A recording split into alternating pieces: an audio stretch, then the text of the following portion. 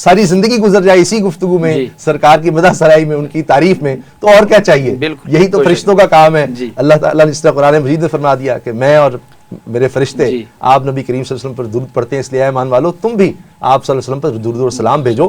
تو وہ یہ درود و سلام کا ہی انداز ہمارا آج کی ٹرانسمیشن میں انشاءاللہ جاری رہے گا۔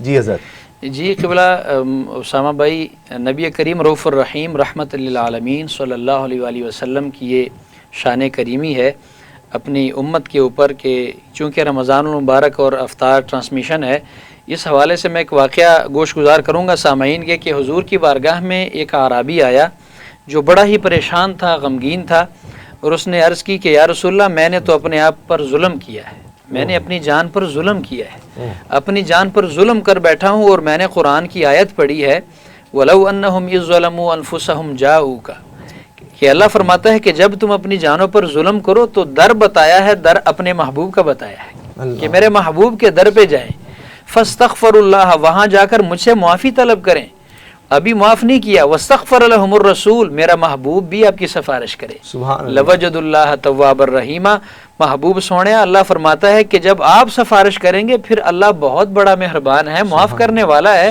تو میں تو ظلم کر بیٹھا ہوں اپنے آپ پر۔ حضور نے فرمایا کہ تو نے کون سا ظلم کیا، بتا تو صحیح۔ اس نے عرض کی یا رسول اللہ میں نے فرض روزہ رکھا تھا، وہ روزہ توڑ بیٹھا ہوں، روزہ رکھا تھا وہ روزہ میں توڑ بیٹھا ہوں، اب پریشان ہوں، آپ کے دربار پہ حاضر ہوا ہوں، جان پہ ظلم کر بیٹھا ہوں، مہربانی فرمائیں۔ حضور نے فرمایا غم نہ کر، اس طرح کر 60 روزے پے در پہ رکھ لے، اللہ تعالیٰ معاف کر دے گا، کفارہ ادا ہو جائے گا۔ اس نے عرض کی، چونکہ عرابی تھا، اس نے عرض کی یا رسول اللہ میں تے ایک نہیں توڑ نبھا سکیا تے تسی 60 دا حکم دے، آپ 60 کا حکم دینے 60 روزے، یا رسول اللہ میں تو ایک نہیں مکمل کر سکا، 60 کیسے رکھوں گا؟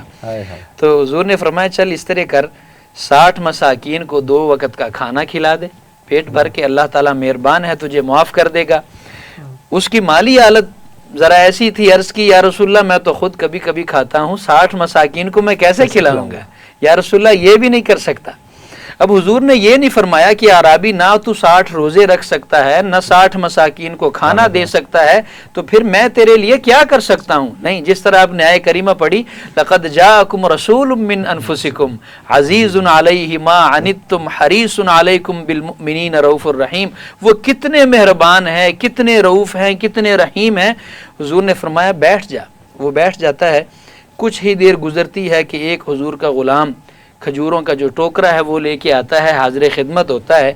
حضور فرماتے ہیں کدھر ہے وہ آدمی جس نے اپنی جان پر ظلم کیا ہے؟ وہ حاضر ہوتا ہے، یا رسول اللہ میں قربان جاؤں وہ میں ہوں۔ حضور نے فرمایا اس طرح کر 60 روزے بھی نہیں رکھ سکتا، 60 مساکین کو کھانا بھی نہیں دے سکتا، یہ کھجوروں کا ٹوکرا اٹھا، سر پہ رکھ، مدینے کی گلی کوچوں میں جہاں تجھے غریب ملے، مساکین ملیں، ان میں تقسیم کر دے، تیرا گناہ جانے میرا خدا جانے۔ اس نے کھجوروں کا ٹوکرا اٹھایا، سر پہ رکھا، تو چند قدم چلا، اس نے پیچھے مڑ کے حضور کو دیکھا، حضور جانے جانا کو دیکھا، تو پھر چند قدم اٹھاتا ہے، پھر پیچھے مڑ کے دیکھتا ہے۔ حضور نے روکا اور فرمایا کہ میرے امتی یہ کیا پریشانی ہے کہ بار بار مڑ مڑ کے دیکھ رہا ہے، کیا وجہ ہے؟ اب کھجوروں کا ٹوکرا بھی دے دیا، بخشش کا سامان وہ سلسلہ بھی تیرے لیے بنا دیا، مڑ مڑ کے کیوں دیکھ رہا ہے؟ قابل توجہ قبلہ حضور اسامہ صاحب، تو وہ عرض کرنے لگا یا رسول اللہ آپ نے حکم دیا کہ غرباء میں، مساکین میں تقسیم کریں، یا رسول اللہ مدینے میں مجھ سے بڑا غریب کوئی نہیں ہے، مجھ سے بڑھ کے غریب کوئی نہیں ہے۔ تو صحابہ فرماتے ہیں حضور مسکرائے، اس جملے پر حضور مسکرائے۔